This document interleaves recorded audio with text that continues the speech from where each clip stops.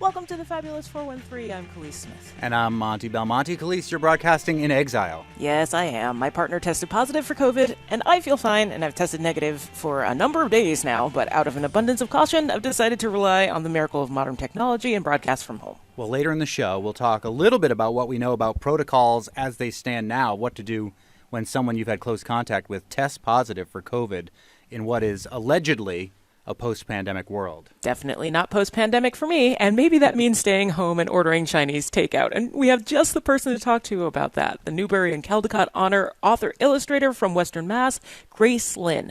Her new book is Chinese Menu, the history, mythos, and legends behind your favorite foods. But first, to boldly go where no man has gone before. Salman, you were saying Chinese food in Pakistan is fancy food. Absolutely. I mean, over there, if you are going out to Chinese, I mean, it means you're going to a fancy restaurant. And I love Chinese food over there. But I know it's a bit different when you actually have Chinese food or whatever Chinese food here is in the US, the Chinese food. So as you can see, there are already a couple of sort of variations happening in terms of what we are talking about. Layer upon layer. And coming up a little bit later, we'll talk with Grace Lin about Chinese food, the Newbery and Caldecott honoree who's got a new book about Chinese food. But Hampshire College astronomer Dr. Salman Hamid, Mr. Universe, here doing some kitchen table astronomy at your Amherst kitchen table. Are we going to talk about mummified Mexican aliens today and that whole Mexican Congress that was presented right on the floor of Congress? A body of what looks like E.T. Spielberg seems to have gotten it correct.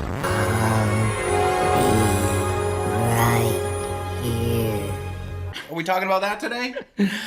I would love to, but no. But here is the thing. I actually really love that whole thing. And I also really found it, I would say, ironic, the New York Times coverage of it. New York Times did put it on the front page. Yeah. But the way they said it is like, oh, it was completely unbelievable. I mean, who would sort of talk about this kind of mummified alien? And the tone of that article is like, you're right.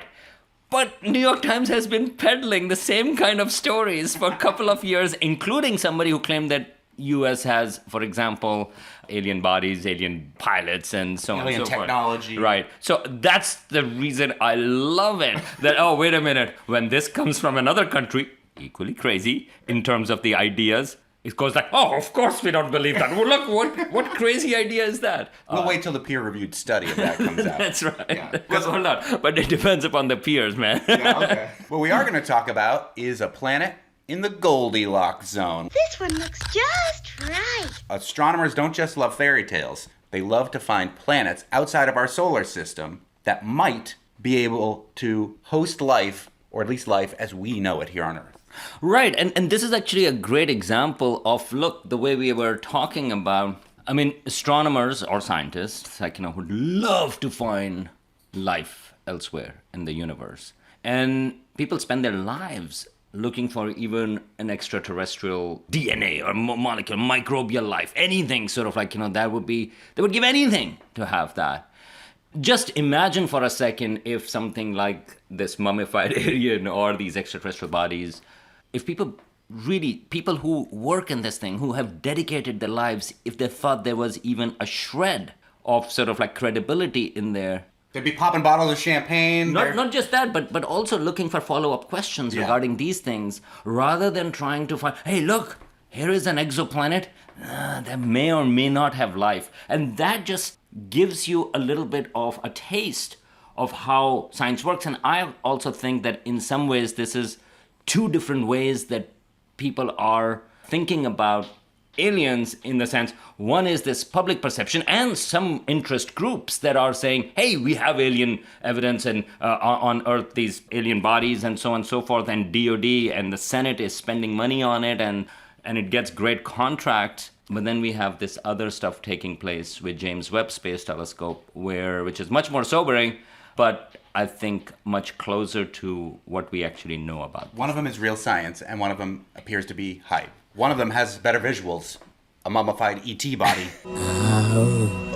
on the floor of the Mexican Congress, and the other one might be an infrared photograph that has been translated for the human eyes to see of something very far away. Right. So let's talk about that. But that's the reason I actually like the story about the mummified alien, because it goes like, okay, well, you take this, well, let's make it even more extreme. And then how do you feel about that, right? So to me, it's there.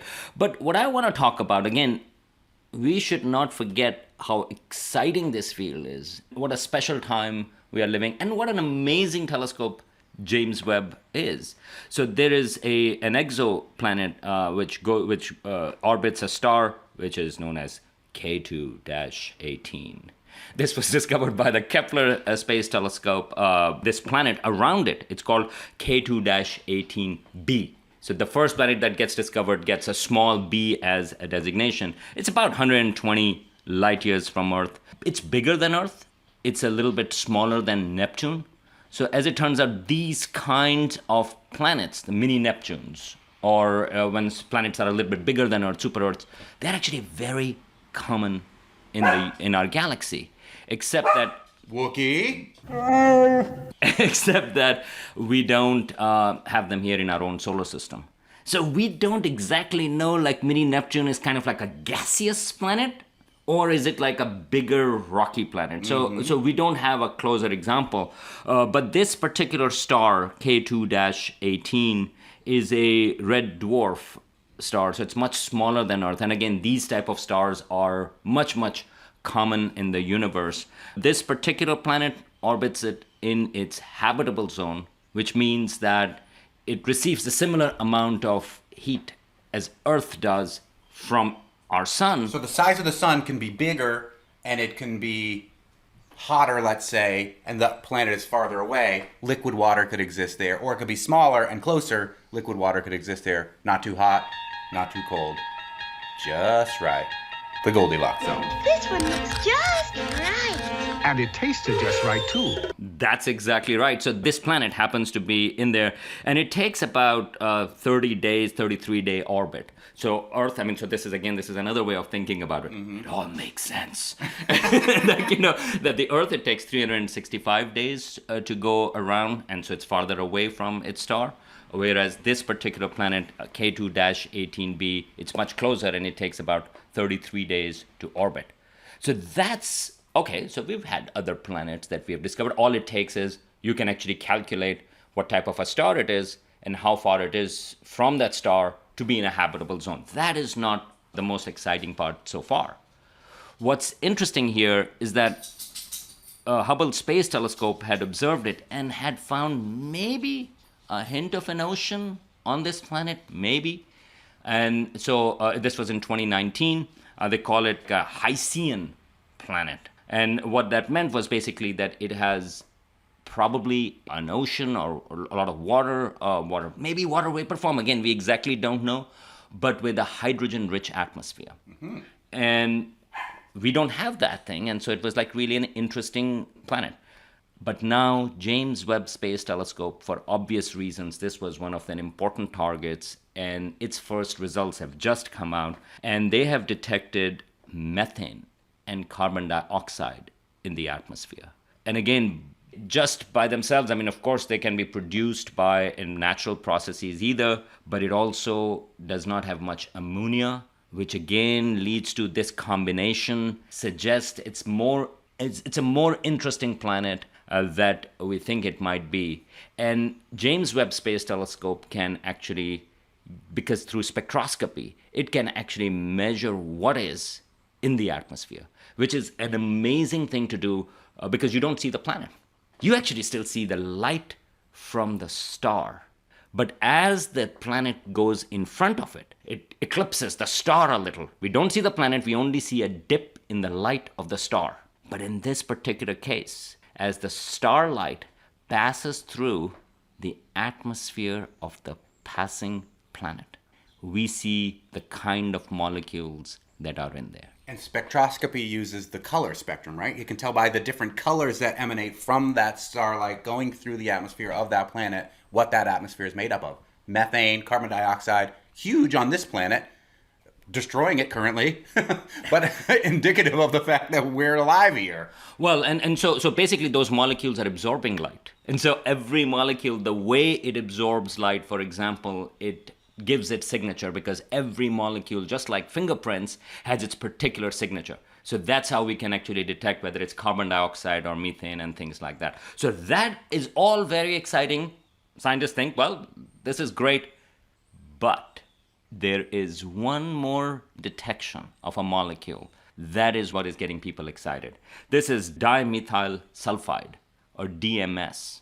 And this particular molecule here on Earth is only produced by life. And in fact, much more particularly from plankton in a marine environment. So now you can see sort of like, Big ocean, plankton, marine environment. Exactly, and we know, for example, you have life here around volcanic vents, underground, under the ocean, and so on and so forth. So you go like, wait a minute, this could be an interesting place. So I want to caution people here because this detection is not fully confirmed.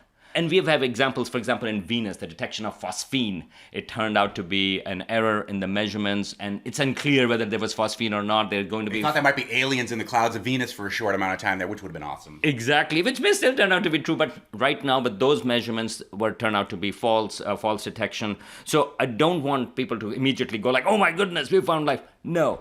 And James Webb Space Telescope is scheduled to do many follow-up observations of this particular planet.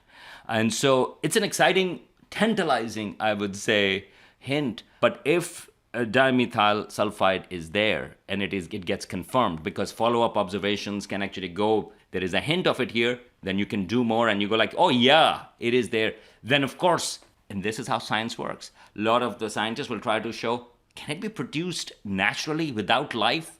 Or is it really potential life? And if it is there, what other molecules you would expect to come out in detection, sort of like, along with dimethyl sulfide.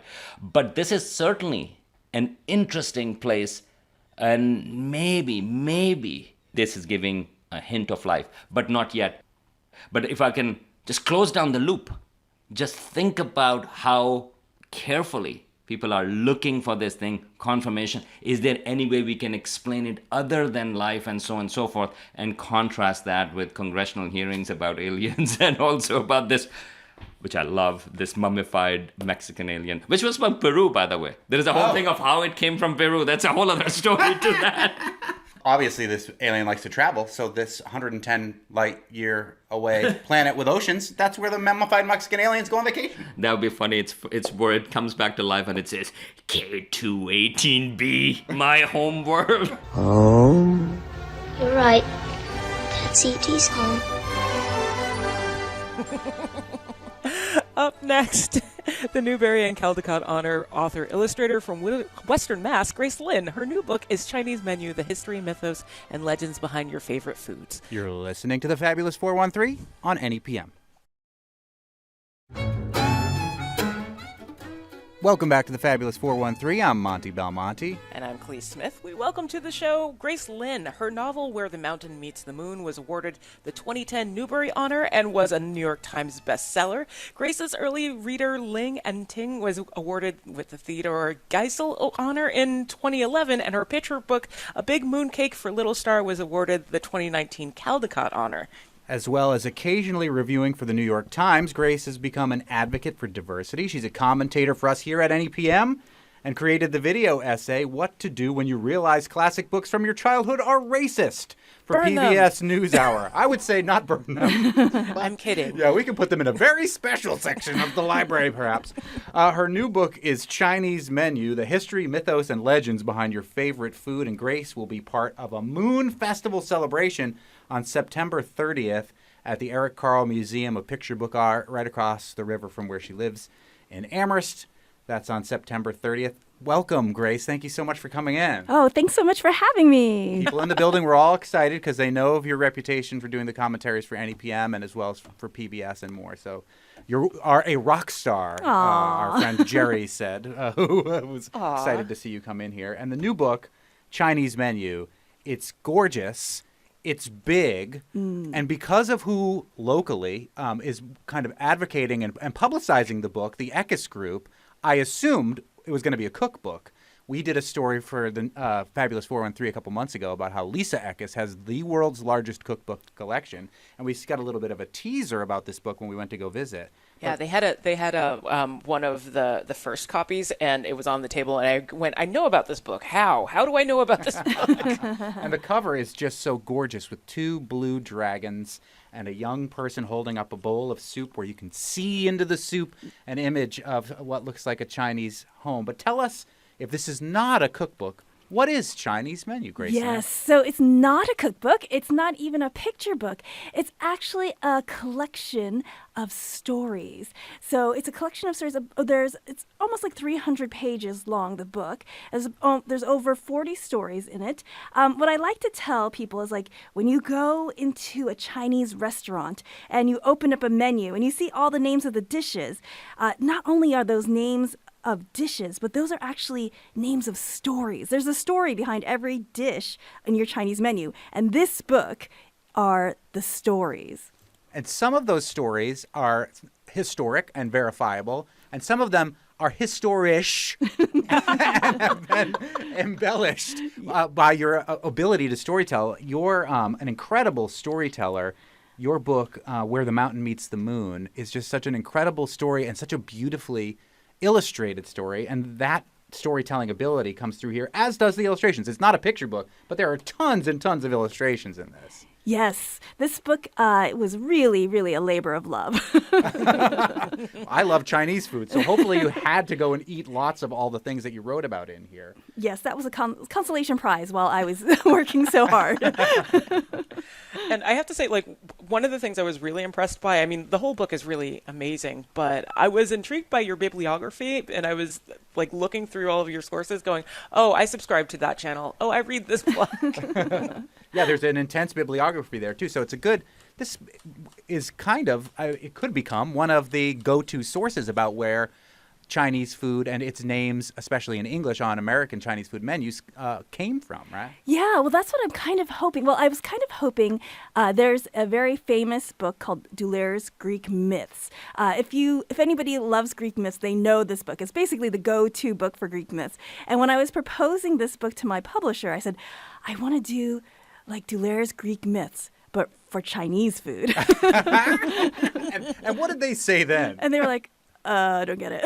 But I think slowly, now that they see the book in front of them, I think we all agree that we made a beautiful book. But I think it's one of those books that when you talk about it, it's hard to get across what it is. But then when you see it and hold it in your hands, you understand and you get it right away. We're speaking with Grace Lin, the author behind Chinese Menu, the history, myths, and legends behind your favorite foods. She's from Northampton now.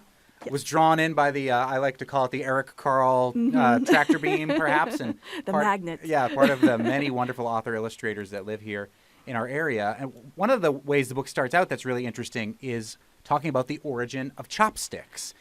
Various stories about where chopsticks might have come from, but most of which have to do with the potential danger that your food may inflict upon you if you don't eat it with something like a chopstick. Yes. Okay. So the story you're referring to is how chopsticks can detect poison, which was a big myth in my family that my dad used to pretend. He'd be like, let me check with my chopstick. It was just an excuse for him to eat your food? Pretty much. I call it a childhood tax. That's the way that I explain it when I eat my children's food. But it actually has roots in in a legendary story. I don't know how historical. I mean, historical-ish story. Where there was this minister who basically was going to be poisoned by his wife, but was saved by his chopsticks that turned smoky brown when he touched the poisoned meat. So ever since then, emperors ate with silver chopsticks to make sure that their food wasn't poisoned. It becomes silver, which is the usual material that people use for poison detection. Yeah, I don't know if my wooden chopsticks will detect poison or not, but it's worth a shot, I think. Yes. One thing that the book, I don't know if I missed it, but where does the word chop in chopsticks have to do with chop as in chop suey? Or where does the chop of chopsticks come from? Oh, that is a really good question. And I think chopsticks is really just an American transliteration, Yeah. probably because the Chinese word is quite, or like which is like, which I think it's just the way that we translated it.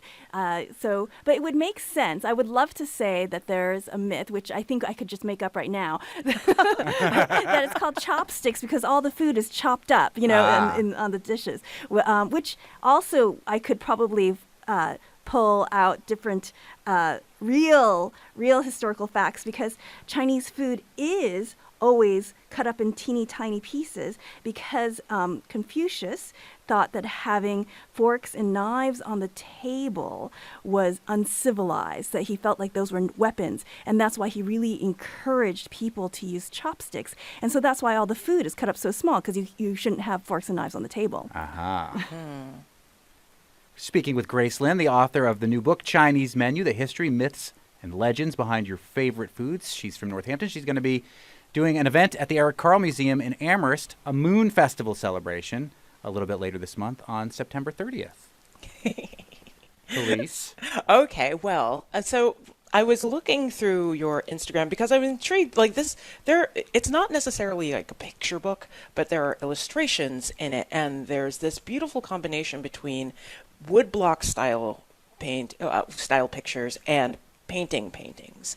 And I was curious about that juxtaposition. I know both of them are in your style. There's videos of you making wood blocks, which is really cool. But talk about using both of those and why it was important for you to use both of them instead of focusing on one. So, like you said, the book has two styles of illustrations in them. So the book is separated into sections, just like a menu. So there's a dessert section that houses all the stories about desserts. There's an appetizer section that has all the stories about appetizers. And the section dividers are traditional paintings that I did with paintbrush, paper. And those I did inspired by like old 1900 Chinese advertisings. I don't know if I describe it, it might come to your head. It's usually like a beautiful lady in a Chinese dress holding Right. like a tin of salmon or something. So and I tried to kind of use that as an inspiration. And if you remember those, they're very ornate. The Chinese style is kind of like more is more, so it's like very like lots of details, very elaborate borders, and so at first I wanted to do all the illustrations like that, like the whole book, but I just did not have the time. It just takes me so long to do that kind of style painting, and when push came to shove, I realized that I was going to have to figure out a different way to illustrate the stories that would actually be feasible. And so actually I'm glad that you think that the story illustrations are wood blocks, because they are not. Oh. It's actually my first foray into computer art. I've never done computer art before until now, and it's not even really computer art in the way that most illustrators use computer art, because I drew it all by hand, and then I scanned it in, I cleaned it up a little bit, and then what's really just and it's just really colored in the computer. It's still drawn by hand, but the color is put in by the computer. And I used a lot of Chinese labels as inspiration for that. So there's the Chinese advertisement of the salmon, right, where you have that beautiful lady holding the salmon, and then you look at the actual salmon tin of the Chinese salmon, and then that's where I took the inspiration for the less colored illustrations, the story illustrations. Yeah. But those are gorgeous too. Mm-hmm. And the beautiful illustrations of the food itself. Like there's not that like standard pictures of the food, but your paintings of them, which is wonderful. Yes, and also a great excuse to go out for Chinese food. I can write off all of this Chinese food because I'm going to go home and paint it. Exactly. It's research materials. Yeah. We're speaking with author and illustrator and Newbery and Caldecott Honor winner Grace Lin, who lives in Northampton. You went to RISD, Rhode Island School of Design, and knew kind of right after that you wanted to pursue doing children's books? I went to Rhode Island School of Design with the sole purpose of going into children's books. I knew that Chris Van Allsburg and David McCauley taught at RISD, and that's actually why I wanted to go there. Of course, by the time I got in, neither of them were teaching there anymore. So. What were the children's books that let you know that you wanted to go and pursue this yourself? Oh, wow. There's so many books that I loved as a child. My favorite book that I loved as a child was called The Little House by Virginia Lee Burton. About this little house that lived in the country, or was in the country, and then the city grew around it, and then it was really sad, but it was eventually able to go back to the country. So there's so many stories like that, books like that stayed with me, that I still, like, I could actually probably tell you that story more in detail. But the fact is, like, I remember that so vividly. And the idea that now I won't reveal my age, but so many years later, that I can remember that so vividly is really what made me want to go into children's books. It's that realization that the books that made the most impact on me were the ones that I read as a child. And the idea that maybe something that I made could do that for another child is really what made me want to do children's books.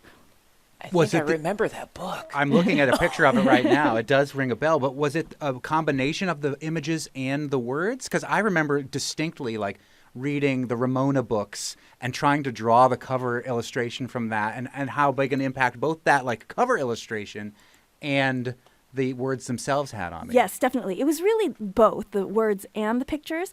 I think I decided I wanted to make books when I was like in 7th grade, after I had won 4th place in this national book contest. Oh, nice. And so I knew I wanted to make books, but somehow by the time I graduated from high school, I decided it was the illustrations I wanted to focus on. I had fallen in love more with the pictures. But then, strangely enough, after I graduated from RISD as an illustrator, I started my foray to the writing, and actually more people know me as an author now than an illustrator. Well, I think that, like I mentioned, Where the Mountain Meets the Moon is such an amazing combination of both of those things, that you do both exquisitely well, and both of those things come out exquisitely well in your new book, Chinese Menu, speaking with Grace Lin about the history, myths, and legends behind your favorite foods. We're going to take a break, and then we're going to talk about some of those myths that people have about Chinese food in America, about the names of some of the Chinese food, and more. You're listening to the Fabulous 413 on NAPM.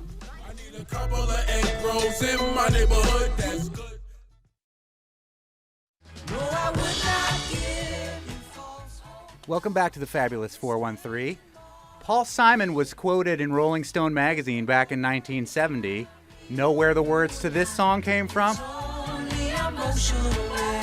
He said, "You never would have guessed. I was eating in a Chinese restaurant downtown, and there was a dish called Mother and Child Reunion. It's a chicken and egg dish." And I said, "Oh, I love that title. I got to use that." So, even Paul Simon inspired by the myths and legends behind the menu items in Chinese food menu. As an addendum, though, there's a Japanese dish that does the same, oyakodon. It's parent and child dish. It's chicken and eggs stewed together. You put it on rice. If only Paul Simon had named his song that. I mean, that would have been harder. Yes.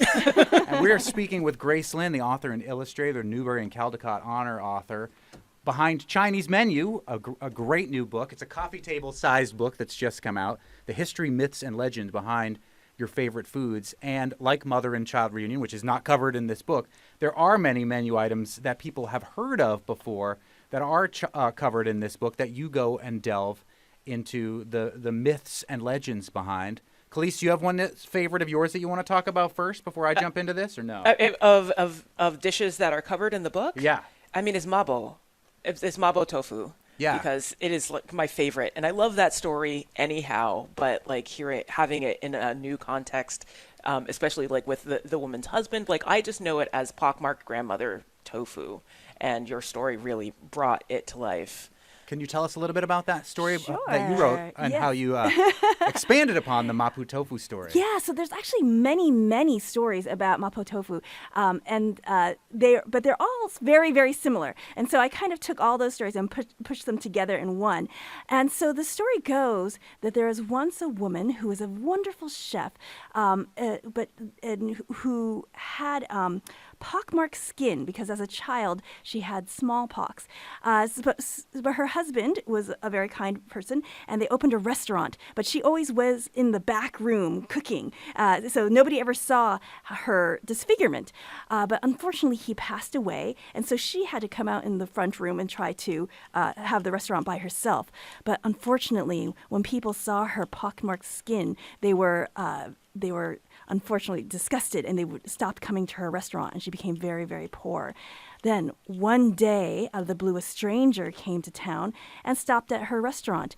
And since he was very well traveled, was not deterred by her scarred face, and she made him a delicious dish, mapo tofu, and it was so good that when he went to town, he told everybody about it. He's like, "Have you tasted the dish at that restaurant?" And all the villagers were saying, "Oh, we don't eat there because of her face."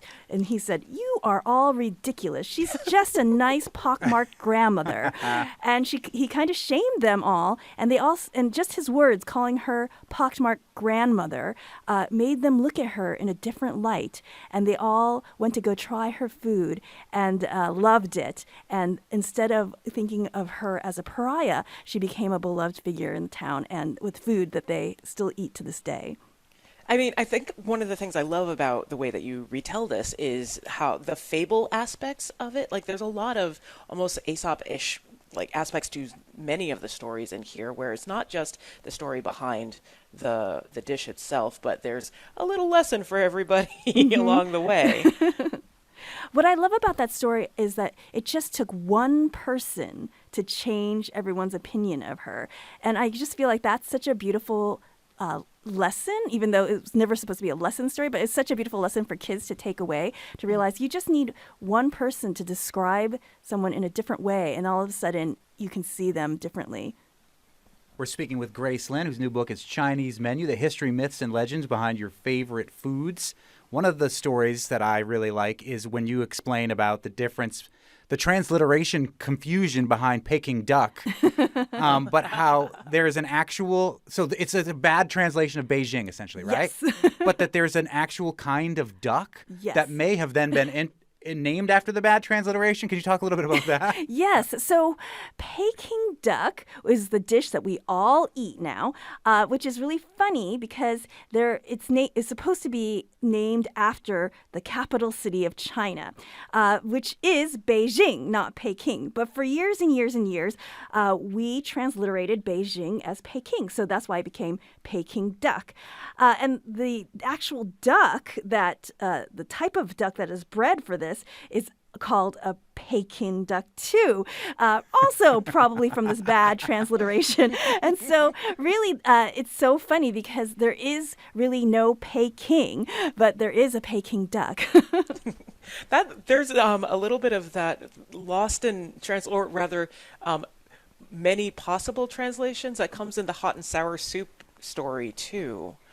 Yes, the hot and sour soup story. The hot and sour soup that's a very complicated story. I try to figure out how to exactly tell that over the air because it's one of those stories that's easier to read because it talks about the etymology of hot and sour soup, and basically how it was originally supposed to be kind of showing that it was a soup that was not a Han Chinese soup. So it was almost like it's like a foreign soup. And so yet as time went on, people and Han Chinese were not the rulers during the Qing dynasty. The rulers did not like that it was called something that was non-Han Chinese, and so they asked them to change the name.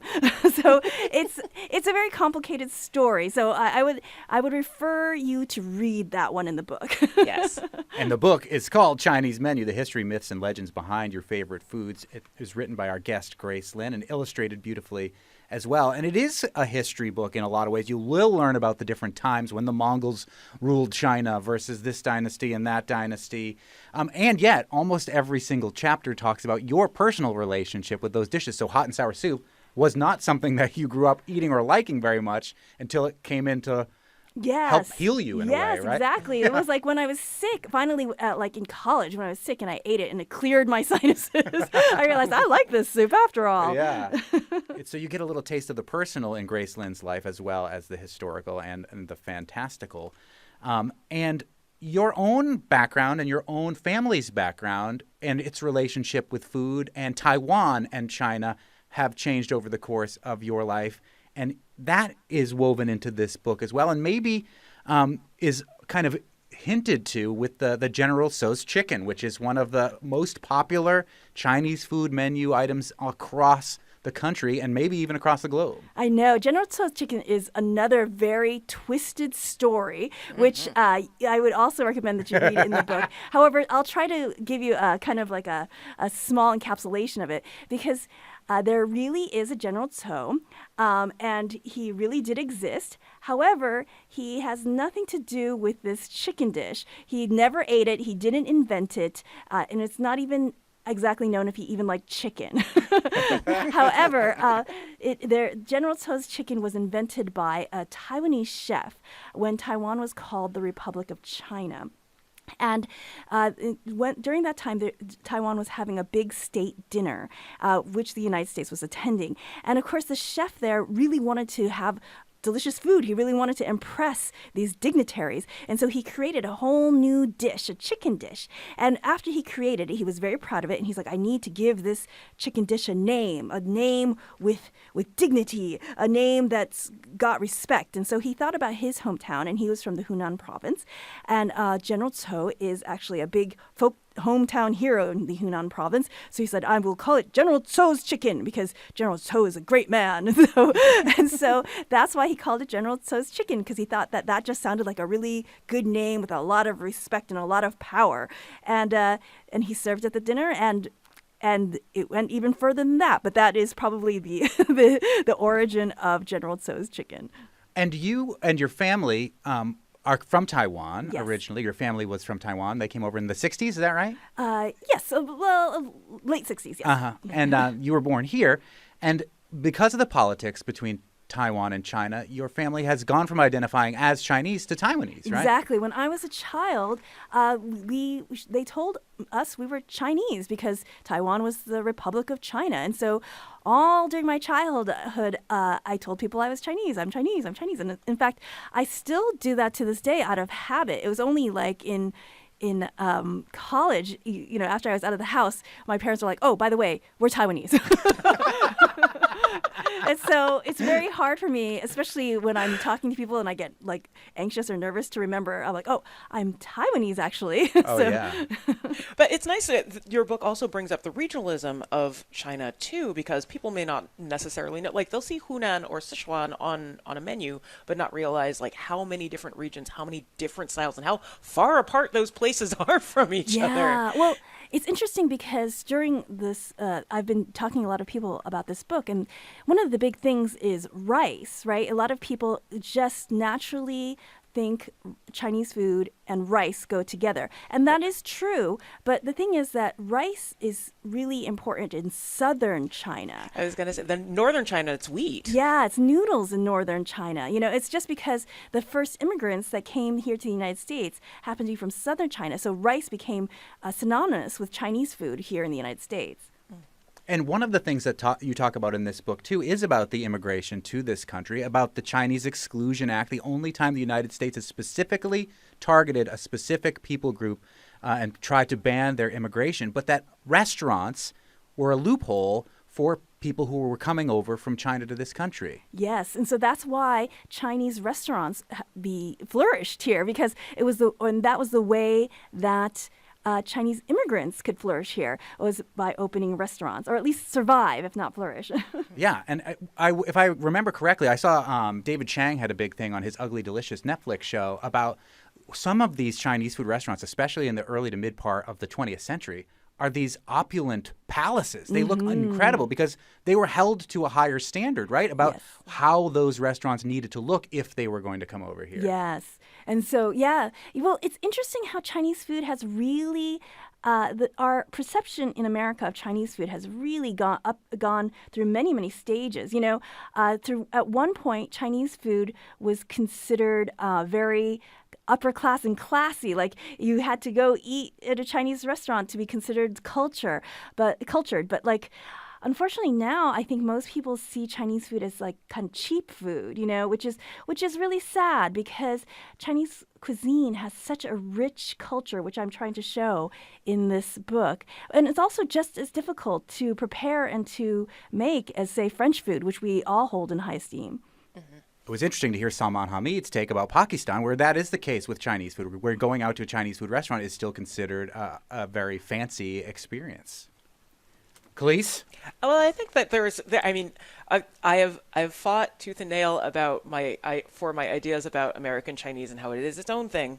But I think like there are definitely some places where that's still the echelon. Like I'm thinking of like Mark's Peking Duck House in DC, and like a lot of places that you'll find in like various Chinatowns. Like there's still some of that there, and I feel like we just kind of have to broaden our perspective on what the entire spectrum of Chinese food really is and does here. Yeah, I think it's an interesting thing. You know, I've told this story before, but the big reason why I wanted to do this book was because back in 2004, I did a picture book for young kids called Fortune Cookie Fortunes.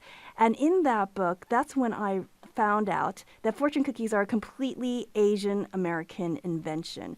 And when I told people this, you know, this is back in 2004, so it was still kind of new facts back then. And so people, when I told people like, oh, do you know that the fortune cookie is a completely Asian American invention? Most people would say things like, so fortune cookies aren't even really Chinese.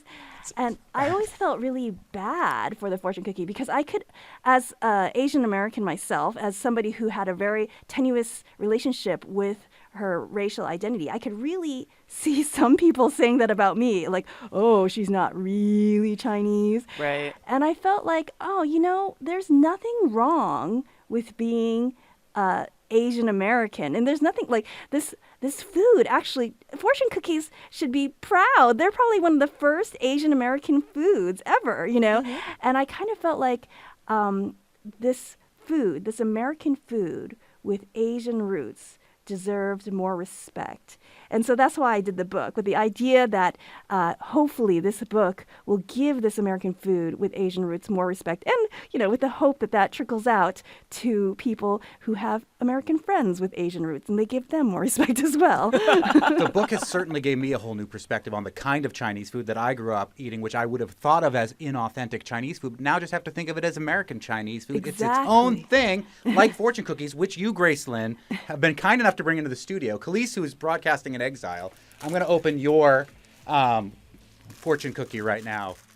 And then you have to put for the revolution at the end. Okay, for yours I'll put for those who don't know, one of the things that I like to do is when you read a fortune cookie, if you say in bed at the end, it usually makes it inappropriately dirty. But you can also say for the revolution at the end. So here's Khalees's fortune cookie from Grace Lin, who's got a new book called Chinese Menu, The History, Myths, and Legend Behind Your Favorite Foods, including Chinese fortune cookies, which are, oh, I love this. I read the back first. Yeah.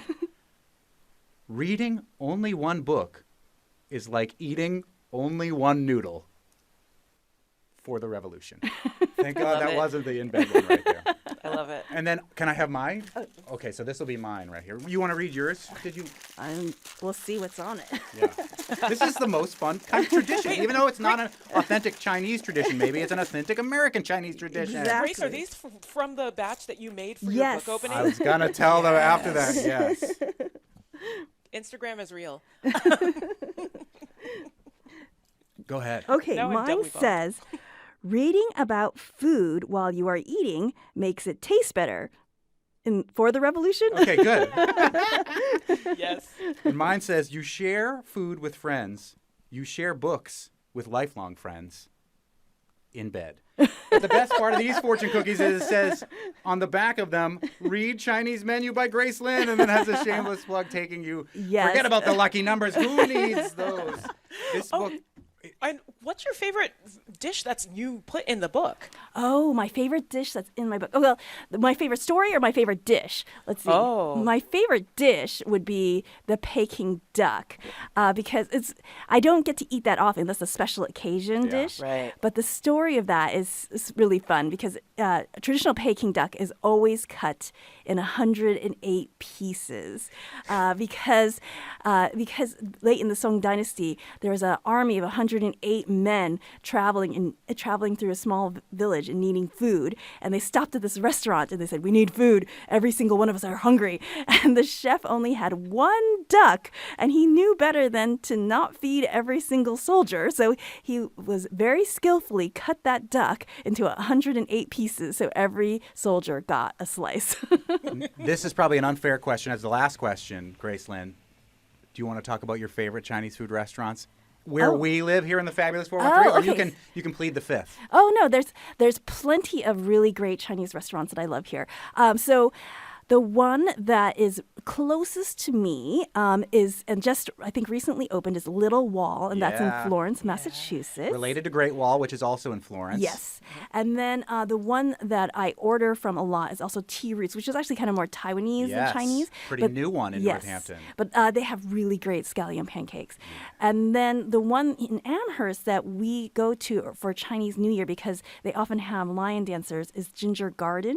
And thumbs up from Betsy behind us about that particular one. And then there's another one which is really just noodles. It's called Lily's, and that one's really good. I took Monte to Lily's like one of the first weeks of the show.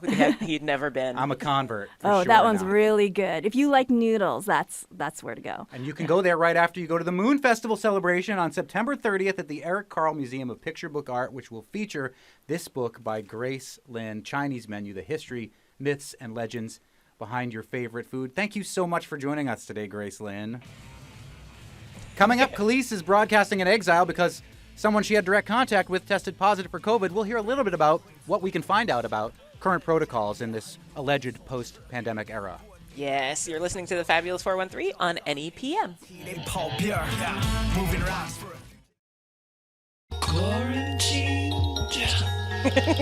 Welcome back to the Fabulous 413. I'm Monte, and I'm in the NEPM studios. And Khalees, you're not. I am not. I am at home because my partner tested positive for COVID. So just to be safe, I'm doing this from home, even though I've been negative 4 days. Betsy, pretty much ever since we found out he had COVID. Betsy Lankto, our engineer, you have a young child, and your pediatrician gave you some updated information about what to do, because it seems like tons of people are testing positive for COVID all of a sudden. Yes, my pediatrician texted me last week, and they were like, "We've changed our policies about masking because they were previously mask-free." And they said, if you feel sick, you have to wear a mask, which is a pretty basic one. And if you've been exposed to anyone who feels sick, regardless of if they tested positive for COVID or not, you have to wear a mask when you come in, which is an update. I know that at Smith College, where my wife teaches, they have asked voluntarily for students to go back to wearing masks. Grace Lin, you were saying that you were just flying all over the country and practically nobody was wearing masks. No, unfortunately not. Okay, so Khalees, your take now that you're in exile at home? Well, I've been masking out the way anyway, on flights and going out into public. I still mask up when I'm going to places with a lot of people, including concerts. So this hasn't really changed for me. I feel like we're still kind of in the middle of a pandemic, but I'm staying home to keep my friends and our guests safe. So I'm doing the best that I can. Yeah, we didn't want to spring it on Grace Lin that your partner at home had tested positive, and we didn't tell her. So there you go. I went to the CDC and looked up their most recent guidelines, which haven't been updated since May, I'll say. There is an isolation and exposure calculator, and I did it for you, Khalees. I took all the information I knew about what he told me and plugged it in. It says, should I stay home? You do not need to stay home unless you develop symptoms, but you should get tested on or after September 21st, because your first knowledge of this was on Friday, if you do not develop symptoms, and you should wear a high-quality mask around other people through September 25th, it says. Yes, that seems about right and normal. Well, I guess we won't be seeing you for a couple more days, but luckily we've got the miracle of modern technology to help us. So Tuesday on the Fabulous 413, former Poet Laureate of the United States, multidisciplinary author and Pulitzer Prize winner Rita Dove, I am so in awe. She's part of a panel discussion called Playlist for the Apocalypse at the Wit Festival in Lenox this week, titled for her book of the same name. And we'll talk to one of the founders of the Ashfield Film Festival, who is also the film editor behind the Back to the Future series, Harry Kamitas. Special thanks to Spouse, Happy Valley Guitar Orchestra, Star Trek, John Williams, Biz Marquee, Chops and Jason Chu, Atlas Sound, and Joy Division. Our director is Tony Wormtown Time Dunn. Our engineers are Betsy, That Vacation Was Nowhere Near Long Enough Langto, Phil Quarantine Solidarity Bishop, Kara Traffic Goddess Foster, Bart Passing the Comrex Torch Rankin, and Punk Rude Boy Sharp Cheddar Dubé. I'm Monte Belmonte. And I'm Khalees Smith. We'll see you tomorrow on the Fabulous 413. Safely, hopefully.